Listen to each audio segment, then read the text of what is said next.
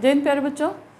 भौतिक भूगोल में अपन पाठ 2 पढ़ रहे हैं, पृथ्वी की उत्पत्ति एवं विकास, जिसके अंतर्गत अपन पृथ्वी की उत्पत्ति और पृथ्वी की उत्पत्ति से संबंधित जो परिकल्पनाएं थी, एक तारक, द्वैतारक और नवीन परिकल्पनाएं, जिसमें ओटो श्मिड की जो परिकल्पना है वो नवीन परिकल्पना के अंतर्गत सबसे अधिक सर्वमान्य है, तो उसको अपन सारा पढ़ चुके हैं पृथ्वी की उत्पत्ति के बारे में। अब अपन पढ़ेंगे ब्रह्मांड और तारों का उत्पत्ति, ब्रह्मांड की उत्पत्ति, तारों की उत्पत्ति और सौरमंडल के बारे में अपन इस वीडियो में पढ़ेंगे। तो आप वीडियो पूरा देखिए शुरू से लेकर लास्ट तक, और कोई भी आपकी क्वेरीज हो तो आप कमेंट करके मुझे ज़रूर पूछिए। तो ब्रह्मांड की उत्पत्ति जो है उसमें जो सर्वमान्य सिद्धांत है वो है बिग बैंग का सिद्धांत। ब्रह्मांड की उत्पत्ति में जो सर्वमान्य सिद्धांत है वो है बिग बैंग सिद्धांत। बिग बैंग यानी बहुत बड़ी टक्कर, बिग बैंग का मतलब बहुत बड़ी टक्कर। ये जो सिद्धांत है वो सर्वमान्य है ब्रह्मांड की उत्पत्ति के बारे में। इसके साथ ही एक परिकल्पना दी गई जिसको कहते हैं विस्तारित ब्रह्मांड परिकल्पना। पूरा बोर्ड पे लिखा हुआ है सारा, आप देख सकते हो बोर्ड पे। तो विस्तारित ब्रह्मांड परिकल्पना में क्या हुआ, एक वैज्ञानिक हुए एडविन हबल, जिन्होंने विस्तार की जो परिकल्पना है उसके तथ्य, उसके प्रमाण प्रस्तुत किए। इसके अंतर्गत ये माना जाता है कि ब्रह्मांड जो है उसका विस्तार हो रहा है, वो बढ़ रहा है। और ब्रह्मांड का विस्तार मतलब ब्रह्मांड के अंदर जो भी पदार्थ है उन सब का विस्तार हो रहा है। इसको इन्होंने एक गुब्बारे के उदाहरण से समझाया था। जैसे अपन गुब्बारा लें और उस पर और राउंड में एक लाइन में कुछ निशान कर लिए, उसके बाद में दूसरी लाइन में राउंड में कुछ निशान कर लिए, उसके बाद में तीसरी जो लाइन है उसमें राउंड में निशान कर लिए। इस तरह से हर एक लाइन में कुछ निशान कर लिए।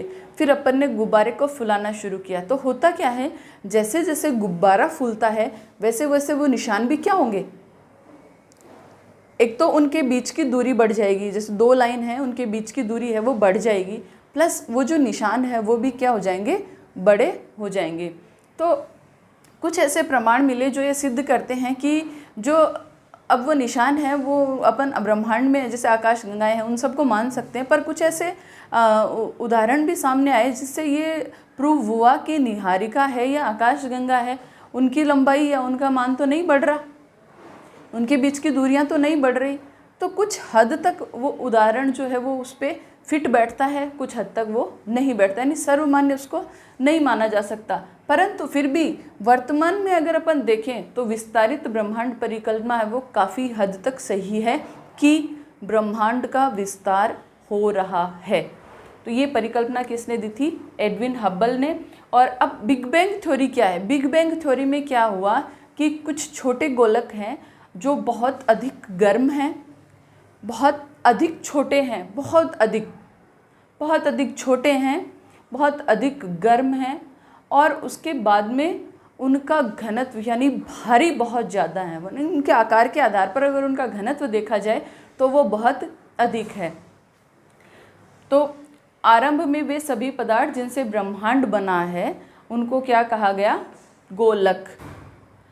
और माना गया कि ये एक ही स्थान पे स्थित थे और इस गोलक का आयतन अत्यधिक सूक्ष्म यानी आकार बहुत छोटा, तापमान और घनत्व क्या थे, अनंत, बहुत ज़्यादा अधिक, यानी आप ऐसा समझ सकते हो कि आग का एक गोला।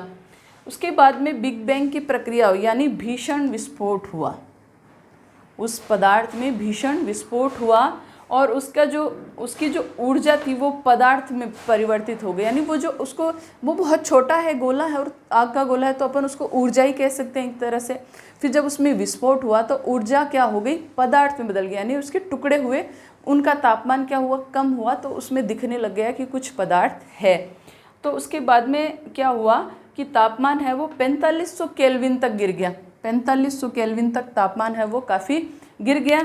तब क्या बना, पदार्थ की उत्पत्ति हुई, और उसके बाद में उसी पदार्थ से क्या बना, ब्रह्मांड बना। इसको अपन आगे भी पढ़ेंगे और इसमें ब्रह्मांड की उत्पत्ति के बारे में और भी काफ़ी चीज़ें बता रखी हैं कि आगे चलकर होयल नाम के एक वैज्ञानिक ने और स्थिर संकल्पना दी ब्रह्मांड की। उसने कहा कि ब्रह्मांड जैसा है वैसा ही पहले था, आगे भी वैसा ही रहेगा, यानी उसमें कोई विस्तार नहीं हो रही है, जिसको स्थिर नहीं हो रहा, जिसको स्थिर अवस्था परिकल्पना कहते हैं। परंतु उसके विरुद्ध काफ़ी सारे प्रमाण मिल गए और वो प्रमाण क्या प्रूव करते हैं कि ब्रह्मांड विस्तारित है।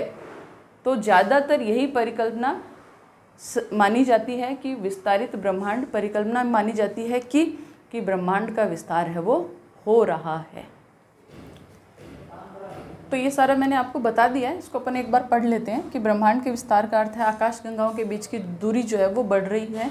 इसके विकल्प के रूप में हॉयल ने स्थिर अवस्था संकल्पना बताई, जो मैंने अभी बताया आपको, कि इसके अंतर्गत क्या कहा गया है कि ब्रह्मांड किसी भी समय में एक जैसा ही रहा है, यानी उसमें कोई विस्तार नहीं हुआ, परंतु वर्तमान में ब्रह्मांड विस्तार के कई प्रमाण मिल गए। इसके कारण जो ब्रह्मांड विस्तार सिद्धांत है, यानी ब्रह्मांड का विस्तार हो रहा है, वही मान्य है। तारों का निर्माण, अब अपन पढ़ेंगे तारों का निर्माण कैसे हुआ, कि जब ब्रह्मांड में जब विस्फोट हुआ तो जो ऊर्जा है वो पदार्थ में बदल गई। अब वो जो पदार्थ है उसका वितरण सब जगह क्या था, अलग अलग, यानी कोई पदार्थ छोटा है, कोई बड़ा है, किसी में ऊर्जा अधिक है, किसी में ऊर्जा कम है, और घनत्व में भिन्नता होने के कारण उनके आकर्षण बल जो हैं वो भी अलग अलग थे। तो इस तरह से जो मान लो ये एक गैसीय पिंड बन गया, ये एक गैसीय पिंड बन गया, यानी एक पदार्थ है, और इस गैसीय पिंड में जिसमें हाइड्रोजन गैस से बना हुआ है ये, तो ये इसको अब गैसीय बादल कह सकते हैं, जो कि क्या है, विरल, यानी गैस के कण हैं इसमें अलग अलग फैले हुए हैं, तो इसको अपन बादल कह सकते हैं। और इस तरह से जब इसमें जो गैस का घनत्व जब बढ़ने लगा इसके अंदर, यानी ये क्या बन गया, कण इसके पास पास आए, तब ये बन गया घना गैसीय पिंड, जिसको क्या कहते हैं, तारा। इन तारों को मिला के खूब सारे तारे जिसमें आ गए, उसको क्या कहा गया, निहारिका। और खूब सारी निहारिका जहाँ मिल गई, यानी ये एक झुंड बन गया तारों का, फिर ये एक और बन गया इस तरह से, फिर ये एक और बन गया, ये एक और बन गया, यानी खूब सारी निहारिकाएं जिसमें शामिल हैं, उसको फिर क्या कहा जाने लगा, आकाश गंगा। हमारा जो सौरमंडल है वो भी आकाश गंगा का ही एक पार्ट है। कौन सी आकाश गंगा का है, मिल्की वे। हमारा जो सौरमंडल है वो एक आकाश गंगा का ही पार्ट है, मिल्की वे आकाश गंगा का, याद रखना आपको। यानी पहले गैसीय पिंड, पहले बादल थे, अलग अलग विरल गैसीय पिंड थे, उसके बाद में वो गैसीय पिंड क्या हो गया, घना हो गया, तो उसको नाम क्या दे दिया, तारा।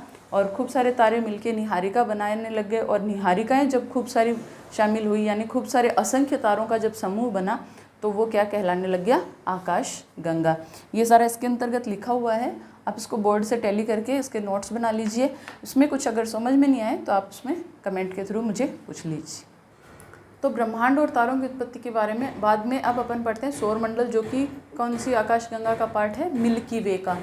तो हमारा जो सौरमंडल है वो जो है उसमें 8 ग्रह हैं, एक सूर्य है, एक ही सूर्य है हमारे सौरमंडल में, 63 उपग्रह हैं, जिसमें से चंद्रमा भी एक है, और सर्वाधिक उपग्रह जो हैं बृहस्पति ग्रह के हैं, और लाखों छोटे पिंड हैं जैसे क्षुद्र ग्रह वगैरह, उल्का पिंड वगैरह हैं, और साथ ही धूल के कण हैं और गैसें हैं। यानी ब्रह्मांड सौरमंडल में क्या क्या स्थित है, या सौरमंडल की संरचना के अंतर्गत क्या क्या आता है, ये क्वेश्चन आ सकता है आपके। तो इसमें क्या क्या आएगा, एक तो सूर्य, 8 ग्रह, 63 उपग्रह, लाखों छोटे पिंड और धूलकण और गैसें, ये शामिल हैं किसमें, हमारे सौरमंडल में।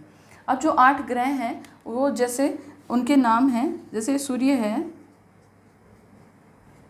ये सूर्य हो गया, तो इसके सबसे नज़दीक जो है वो है बुध, जिसका आकार सबसे छोटा है। उसके बाद में शुक्र,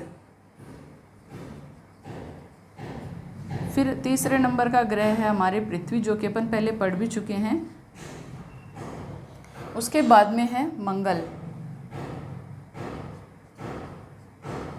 कई सारी परिकल्पनाओं के अंतर्गत अपन ने पढ़ा भी है कि जो सूर्य से पदार्थ अलग हुआ वो सिगार की आकृति का, तो अपने जो ग्रह जो हैं, जो सूर्य के चारों ओर चक्कर लगा रहे हैं, उनकी जो आकृति है वो एक सिगार की आकृति बनाती है। तो ये हो गए 4 ग्रह। जो शुरू के 4 ग्रह हैं वो क्या कहलाते हैं, भीतरी ग्रह। उनको क्या कहते हैं, भीतरी ग्रह। क्यों कहते हैं, क्योंकि देखिए ये बृहस्पति ये सबसे बड़ा ग्रह है,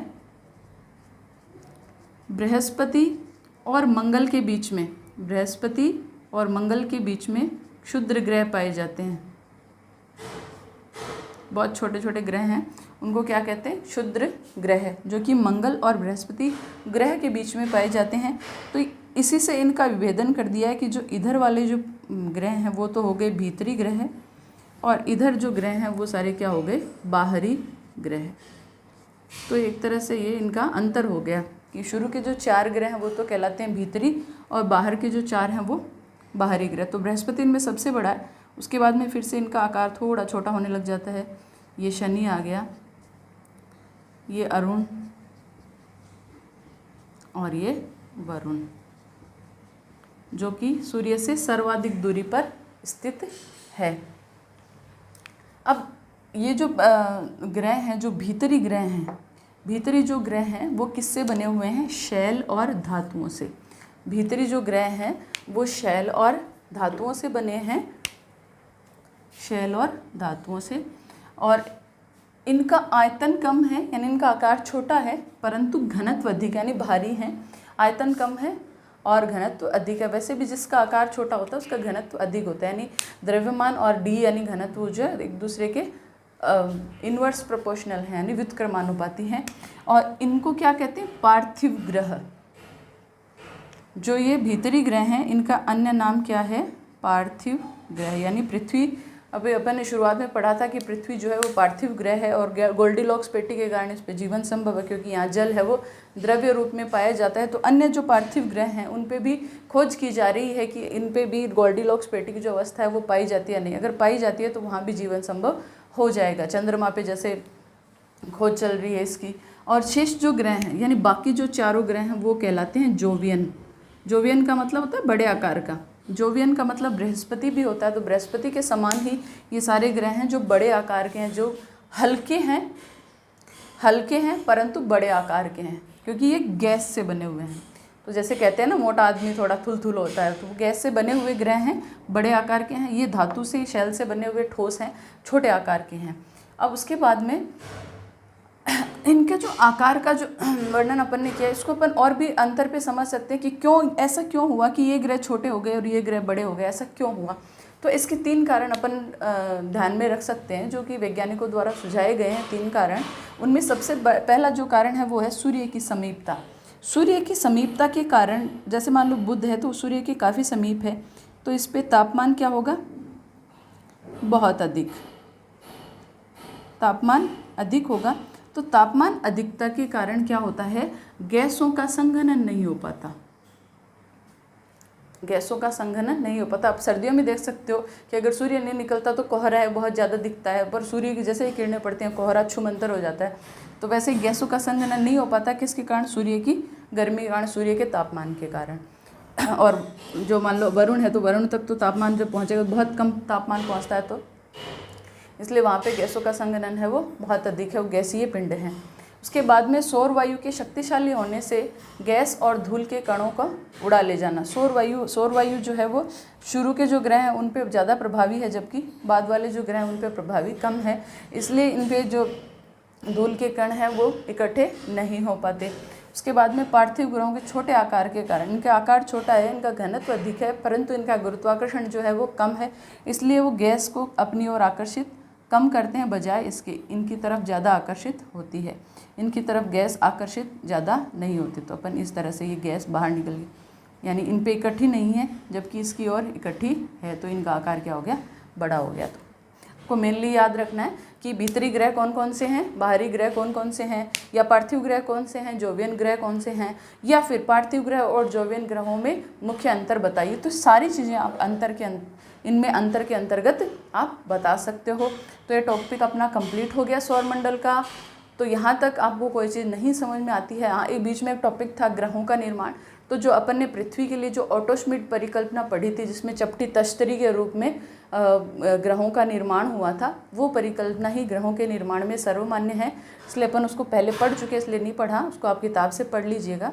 तो ये अपना टॉपिक कंप्लीट है। इसमें अगर कुछ नहीं समझ में आता तो आप मुझे पूछ लीजिए।